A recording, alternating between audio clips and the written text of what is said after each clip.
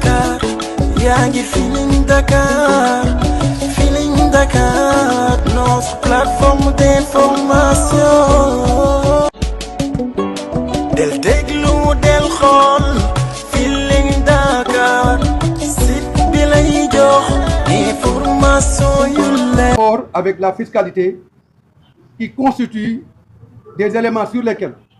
le Conseil constitutionnel doit statuer encore une fois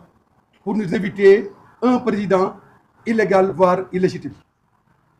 En effet, nous estimons que la présidence de la République est une affaire hautement sérieuse qui ne saurait tolérer toute pratique délictuelle et tout candidat qui aspire à diriger notre pays doit impérativement se conformer aux lois et règlements en vigueur. Nous ne saurions admettre que des candidats comme le président Karim Meïssa Wade et peut-être même Mme Rose Wardini soient exclus de la course au moment où d'autres candidats sur la liste définitive ne sont peut-être pas exempts de reproches. Dans la même veine, l'affaire de corruption des deux membres du Conseil constitutionnel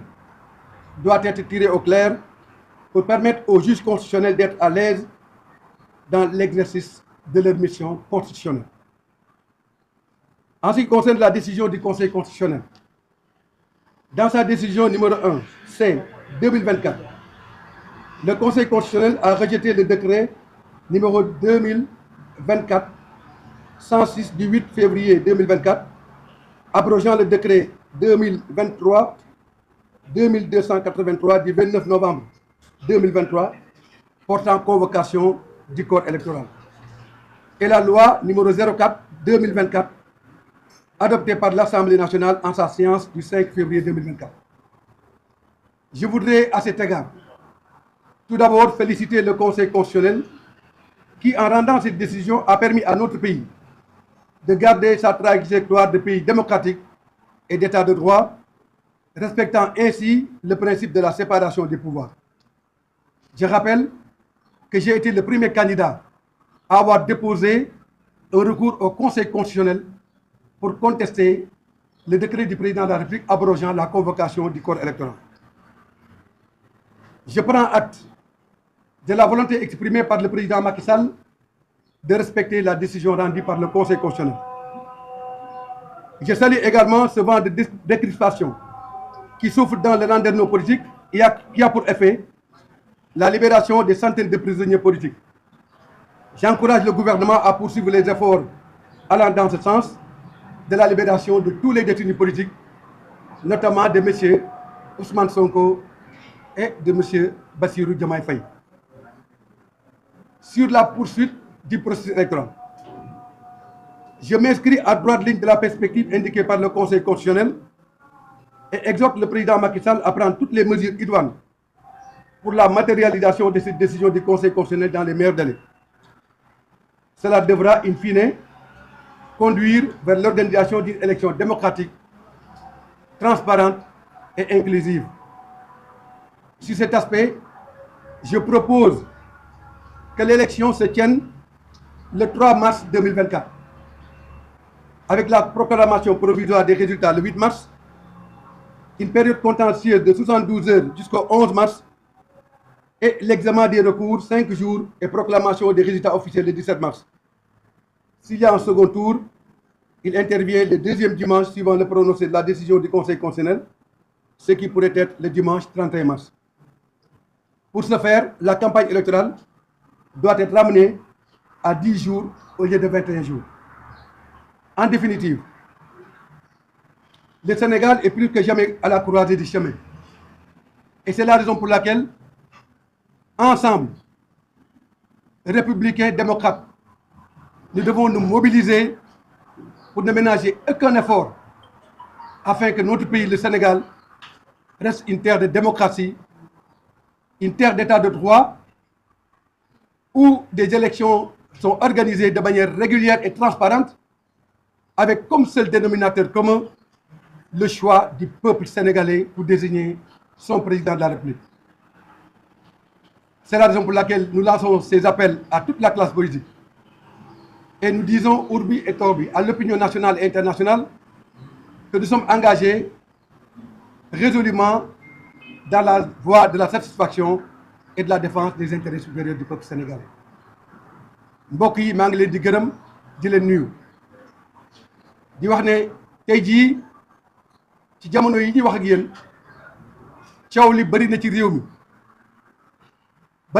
mi ndax li ñu jëm muy élection présidentielle yi dafa am solo ci réew mi dafa am solo ci dundu réew mi loolu moo tax élection présidentielle kenn mënu ko caaxaan ci loolu nag ma bëggoon wax ne ñu dee rafetlu nañu décision bi nga xam ne nii moom la conseil constitutionnel jël mooy décision bi nga xam ne nii dafa delloowaat Sénégal ci état de droit dafa delloowaat Sénégal ci état démocratique dafa delloowaat Sénégal ci état buy respecter constitution bi loolu moo tax décision bi conseil constitutionnel jël ñu rafetlu ko damay fàttali ne man maay premier candidat bi déposer recours au conseil constitutionnel pour contester la décision du président de la République abrogeant la convocation du corps électoral pour l'élection présidentielle du 25 février 2024 man maa jëkk a daw dem conseil constitutionnel contester loolu kon nag tey jii ba ma conseil constitutionnel joxee dëgg jox ko candidat yëpp jox ko Sénégal mënuñu dudul rafetlu ko ba ca des ñu jàpp ne élection présidentielle bi dafa am solo ci dundu réew mi ñu jàpp ne aussi ne président de la République bi ñu war a fal dafa war a nekk koo xam ne nii kenn waru ko teg dara maanaam un président irréprochable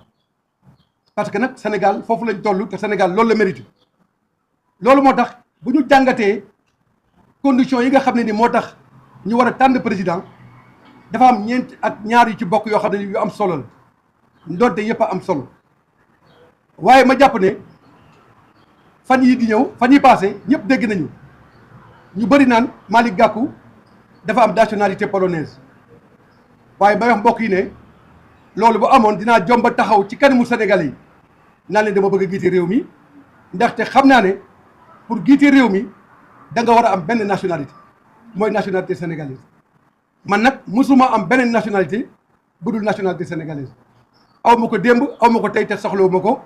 parce que sama nationalité sénégalaise doy na ma pour ma jëriñ sama réew te loolu moo tax may def politique kon nag maa ngi mbokk yi ne man aw ma beneen nationalité aw ma ko Pologne aw ma ko beneen dëkk waaye nag comme dafa am ñuy wër di laaj ndax man polonais laa ba dem ba Pologne di ko laaj autorité polonaise yi loolu moo tax man it ma am sañ-sañu ne dinaa laaj ñi nga xam ne nii ñoom laa seqal mbir mi ku ci nekk wax li ma wax wala nga def li ma wax def wala nga jëf li ma jëf maanaam candidat bu nekk war na wax ne outre le fait que da nga def déclaration sur l'honneur war nga wax ne nekkuloo beneen nationalité bu dul nationalité sénégalaise waaye ba ca des war ñu yem foofu xam ngeen ne charte réew mi ci charte code électoral daf nañ ne bépp candidat da nga war a waat ne yow kat yaa ngi fay impôt waaye nag boo bëggee yore réew te fayoo impôt waroo yore réew parce que ku bëgg yore réew da nga war a fay impôt te loolu lu am solo la lu kenn mënul fooye loolu moo tax man Malick Gakou ma ne man day nekk naa en règle avec impôt suñu dëkk parce que impôt dafa am solo parce que impôt nag moo yor réew mi loolu moo tax ma wax leen ne man Malick Gakou man nekk na en conformité avec impôt dëkk bi ndaxte kat jomb naa di dem ci élection présidentielle ne dama waat ne am naa quitus fiscal te aw ma ko te sama quitus fiscal war naa leen ko léegi mi ngi nii ñëpp xam nañ ne kon man bu dee conditionnalité yi nga xam ne nii mooy tax ñu naan candidat baax na candidat set na candidat doxal na yoon man doxal naa yoon ba mu jeex tàkk loolu moo tax may wax ne aussi premier ministre Amadou Ba bi nga xam ne nii moo jiite gouvernement bi maa ngi koy lancé un défi tey ji ci ngoon na wone ne moom Amadou Ba candidat légitime la maanaam Amadou Ba na wone quitus fiscal wane ne moom kat la mu waat xaatim ko jox ko conseil constitutionnel naxul conseil constitutionnel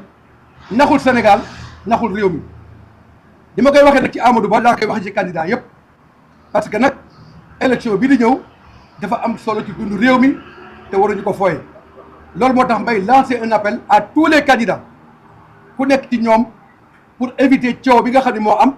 ba ñuy dem Pologne di vérifier ndax man polonais la wala ñuy dem feneen di vérifier ndax keneen beneen nationalité nga ku nekk da nga génne say këyit mu leer ci bopp sénégalais yi ba élection yi di ñëw ñu tànn président ci anam bu mën rafete te président bi dafa war a nekk ku set wecc ku bëgg Sénégal ku war a mën a liggéey Sénégal ci loolu moo tax lii conseil constitutionnel wax Sénégal yëpp d'accord ci ñun candidats yi ñu d'accord ci président Macky Sall ne d'accord na ci ñu ngi jël acte ci li nga xam ne ni d'accord na ci nee na moom dina def li conseil constitutionnel wax ci loolu nag moo tax ñun ñu proposé coalition Gakou 2024 ne élection bi dañ ko war a tenir le dimanche 3 mars 2024 premier tour deuxième tour bi egg le dimanche 31 mars parce que incontestablement s'il y a un deuxième tour foofu rek la ñu ko mën a def pour que au plus tard avant la fin du mandat du président le 2 ñu am président bu bees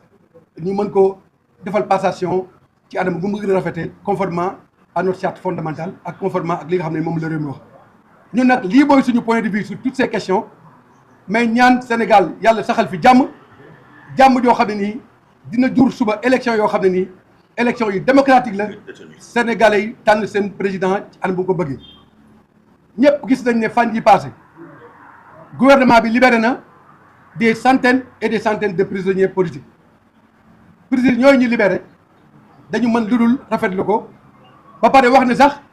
ku ñu waruloon jàpp bu ñu la libéré dañ la war jox ndàmpaay ñu ngi saluer seen courage ñu ngi saluer seen détermination ñu ngi feddale suñu kóllëre ak ñoom ndaxte ñoom kase boobu li leen fa dugal mooy taxawal Sénégal mooy jëmmal Sénégal ñu ngi encouragé gouvernement bi mu continuer ci yoon boobu libérer ñi ci des libérer aussi le président Ousmane Sonko et le président Bassirou Diomaye Faye parce que ñoom it seen place nekkul ci prison bi seen place mi ngi nekk dem seen kër duggaat ci politique bi pour que Sénégal am élection yu démocratique transparente et inclusive lii laa leen bëggoon wax maa ngi leen di gërëm di leen sant. Feeling Dakar yaa ngi Feeling Dakar Feeling Dakar notre plateforme d'information. del déglu del xool Feeling Dakar site bi lay jox information yu leer.